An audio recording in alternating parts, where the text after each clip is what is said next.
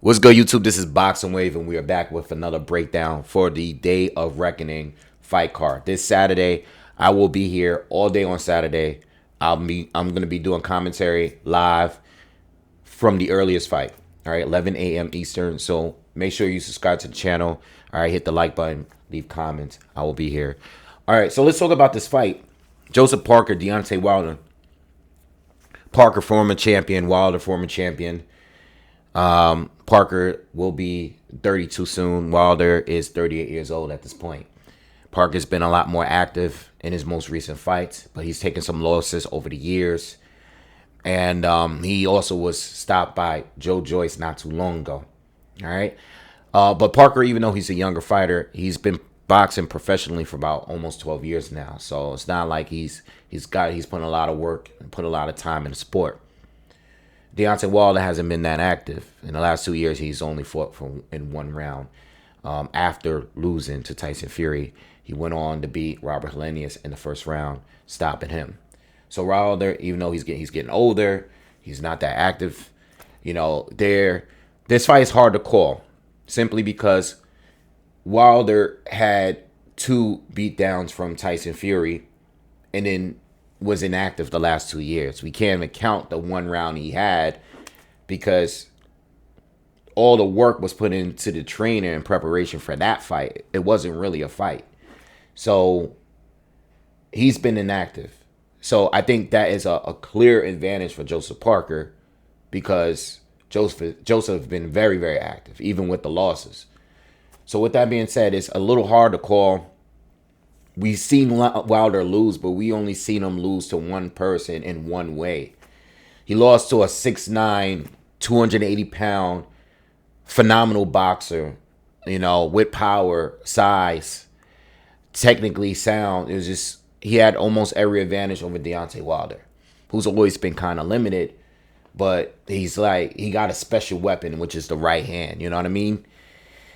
We seen Wilder down in rounds and still score crazy knockouts. You know, Arthur Spilka was doing well against Deontay Wilder before he got knocked out. He got sent to the hospital. Luis Ortiz was winning every single round in that rematch until he got knocked out. Gerald Washington, another guy, was winning rounds against Wilder until he got knocked out. You know what I mean? It's just like it takes one shot. You could be doing well against a guy. Some fighters were more durable than others. But all these guys end up getting knocked out.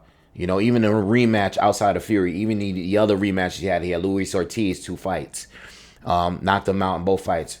He had the fight with first championship fight he had against what's his name? Haitian Fire. Stavern. You know, didn't knock him out in the first fight, but knocked him out in like the first round in the second one. Stavern was mad past it by that time. But anyway, the point is Wilder is a KO artist. That's what he does. That's what he specializes in knocking people out. Almost knocked Fury out in the first fight, but Fury was able to get up like the Undertaker and went on to have that draw with Wilder in the first fight.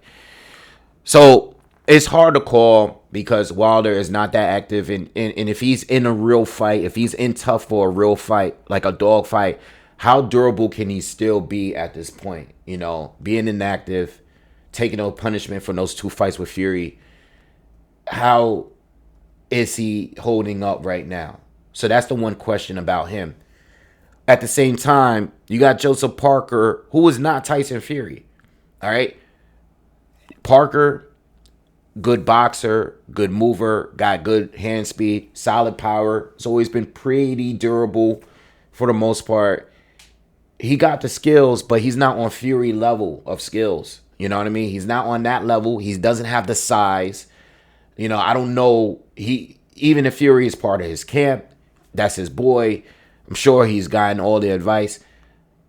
I don't know if Parker can do what Fury did, which was apply pressure by using his size and his power and his counterpunching.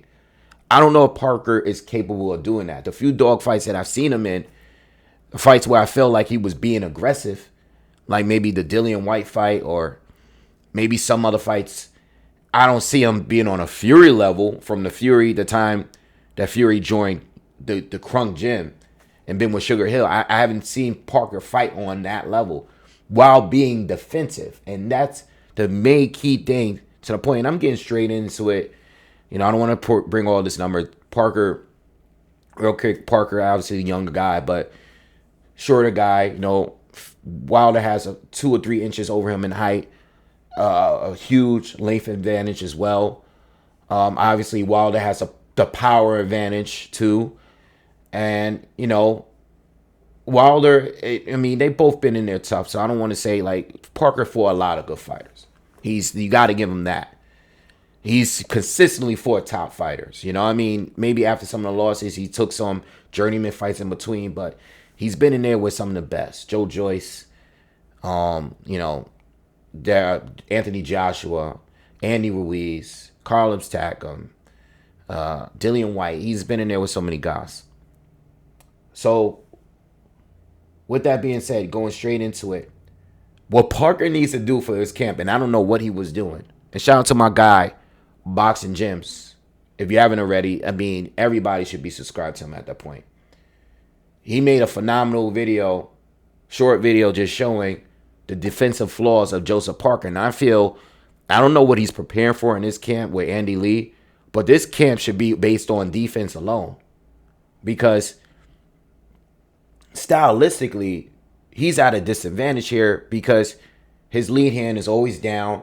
He's only trying to block the right hand, the backhand from an orthodox fighter with his backhand.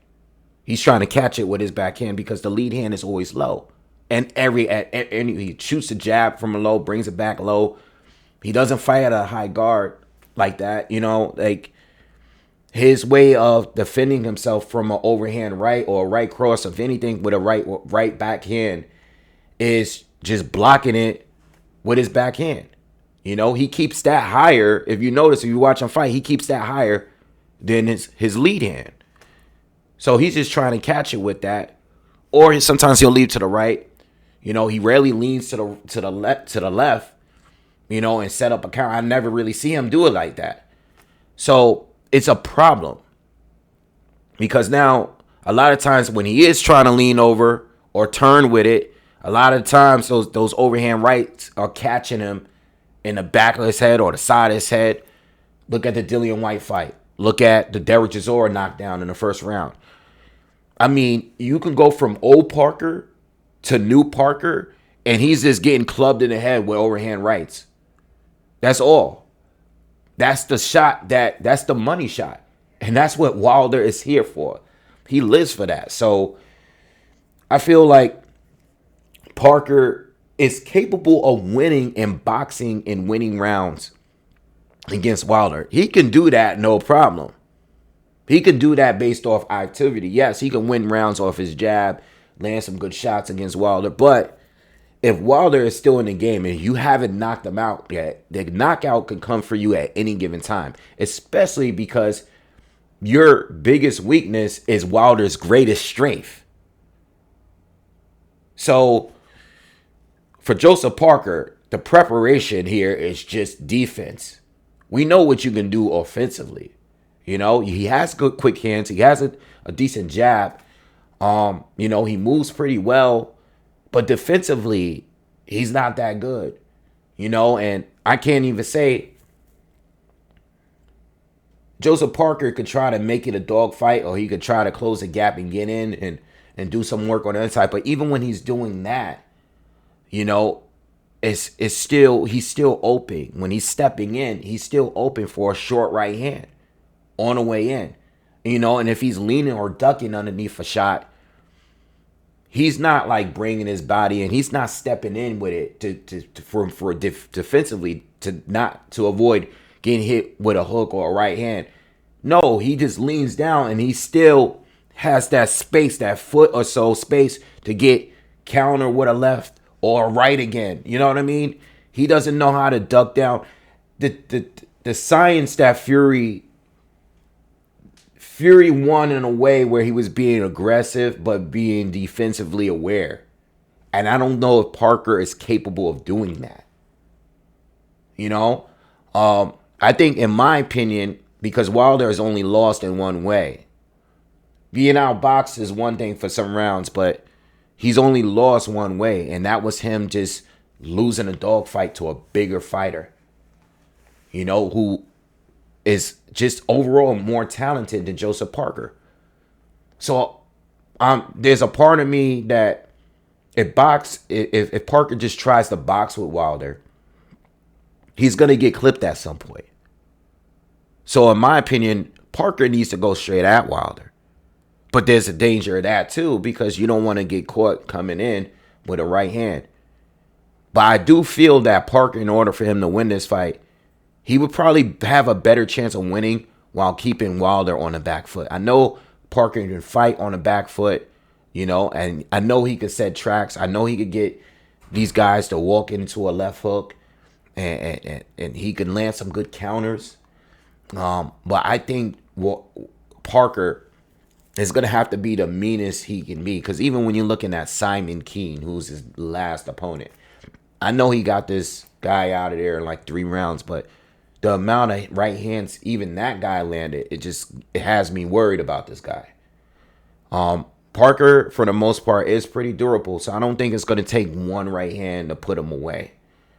I know that Joe Joyce was a guy that was just constantly jabbing him to death. And these days, Parker is not as quick as he used to be because he's carrying a lot more weight. He's not quite the mover he was back in the AJ fight or back in like the Carlos Takam fight. Most of these guys were coming forward on him. So I think in this fight here, I think he needs to be a little bit more aggressive. I liked him, even though he lost to Dillian Whyte. I liked him in certain points in that fight where he was getting involved in these exchanges. I liked him in the second Derek Chisora fight. I thought he should have did more to push for a knockout, but he was able to hurt Chisora and drop him in the fight. I think that is the kind of Parker. He needs to be intense, because just trying to box with Wilder, at some point you're gonna get clipped. You might get clipped being aggressive too, but if I were to roll the dice in this one, and it's just a gamble. You find Deontay Wilder, it's gonna be a gamble. So you just gotta roll the dice and just go at him. I think that's the better option. As far as Wilder, again, my only concern with him is where is he at right now? How durable is he at this point? He is 38 years old. When is that speed and athleticism gonna start slowing down a bit? He's always had pretty quick feet. Is he gonna be as quick? Is he gonna cover ground as quickly as before? Is he gonna be as durable, as before? If he is fighting aggressive Joseph Parker that's having some success, how is he going to be taking the shots? How is he going to take the punches?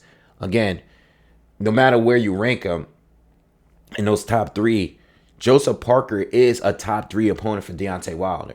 Now, stylistically, I don't think he's the best, but as far as resume and accomplishments, he is elite. And as far as Deontay Wilder's resume, I put Parker right there, either underneath Tyson Fury or underneath Luis Ortiz. You could have Ortiz above him or Parker above him. I don't know, but outside of Fury, Parker is arguably the best fighter that Deontay Wilder has fought, and he's fighting a very, very, very active version of him. So Parker has a chance, but he's gonna have to be in there tough with Wilder, and I think he needs to be very physical early, because you want Wilder to slow down. Wilder came out very strong against Fury in those last 2 fights. In the third fight he did. The second fight, it didn't really take long. Fury just was having his way pretty early in that fight. But you're coming against a Wilder that is light. He's not doing a heavy thing. He's not coming in like the Hulk like he did in the third fight with Fury. So I think Parker, even though he's shorter, he probably weighs a good amount more, maybe 20 pounds more than, at least 20 pounds more than Wilder. Maybe he should be the aggressor. Maybe he should close the gap and be a little aggressive on the inside early. Go to the body on it, like early. Slow Wilder down. Again, he's going to be in danger at all points of this fight. And I just don't think defensively, he could get out of the way of those right hands. Not just this leaving his hand, this lead hand down, but even the step backs and getting out of the way and circling around. That he doesn't even do that well. He doesn't do it that well. So, or as well as Fury did, while being aggressive. I can't see him doing both. So he's gonna be in danger, and he just gotta have to go for it, because trying to box smart for 12 rounds, even if it's working, is it going to work for 12 rounds, or is it going to work until you knock him out? We've only seen Wilder stop one way. And even a couple times, a few times, or 3 or 4 or 5 times he's been knocked down by Fury, he kept getting back up. It's like, I don't know. I don't think Parker is as big of a puncher as Fury and stuff. So, I don't know. I mean, maybe he could pull it off. It's a great matchup. I think it's one of the better matchups on the card overall. Competitively, I think this is going to be a more competitive fight. It could be a more competitive fight than AJ and Wallin, only because if Wilder isn't able to knock him out, he would have issues beating Parker on the cards. You know what I mean? Whereas at AJ, I think by knockout or on the cards, I think AJ wins. This one here, it could go so many ways, especially when you don't know where Wilder is at. Right? Good fight. I'm leaning towards Wilder to get the job done. I think he's gonna hurt Parker at some point and end up stopping him. I wouldn't say it was 50-50 though. I know people are saying that it's 50-50 because Wilder, we don't know where he's at. So from that argument, I can see that argument, but I think Wilder in the right hand, and the fact that Joseph Parker can't seem to get away from it, puts him at a huge disadvantage for this fight. And Parker might actually get stopped earlier than some of the guys that's not as good as Parker. Or some of the other guys that Wilder has already beaten. Parker might not survive as long simply because the right hand is going to be money. It's just going to land. It's right there. So anyway, let me know what you guys think in the comments. Please give it a thumbs up. I have Deontay Wilder by stoppage. I don't really have a round in mind, but I think Wilder's chances of winning, I think the later, and I'm talking about the later, if we're going into the championship rounds and Wilder hasn't stopped him, I'm expecting Wilder to be a lot more gassed out by that point. And I think Parker would probably have the advantage. I think Parker could win on points, though.